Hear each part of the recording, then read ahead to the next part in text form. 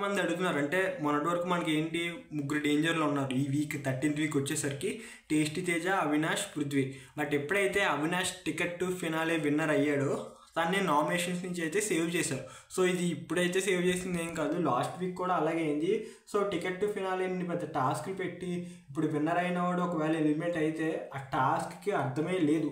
So ticket to finale win అంటే అది వృధాగా పోకూడదని చెప్పి ఎవరైతే టికెట్ టు ఫినాలే విన్నర్ అవుతాడో అతను ఆబ్వియస్గా సేవ్ చేస్తారు. నాకు సరే చెప్పారు కాబట్టి దాని గురించి పెద్దగా, ఎందుకంటే పృథ్వీ ఎప్పటి నుంచో వెళ్ళాలి, బట్ అలా జర్నీ చేసుకుంటూ వచ్చాడు. ఇప్పుడు టేస్టీ తేజ కూడా. సో అవినాష్ అయితే టాప్ 5కి వెళ్ళాడు. సో టికెట్ టు ఫినాలే విన్నర్కి అయితే నామినేషన్స్ ఉన్నా కూడా తను సేవ్ అయిపోతాడు ఆటోమేటిక్గా. సో ఓట్ అప్పీల్స్ ఏం చూసుకోరు. సో తను టికెట్ టు ఫినాలే విన్నర్ అయిన తర్వాత సేఫ్, ఇంకా డైరెక్ట్ తన ఫినాలే వరకు తనకి నామినేషన్స్ గొడవే లేదు. సో ఇది thank you for watching. Do subscribe our channel.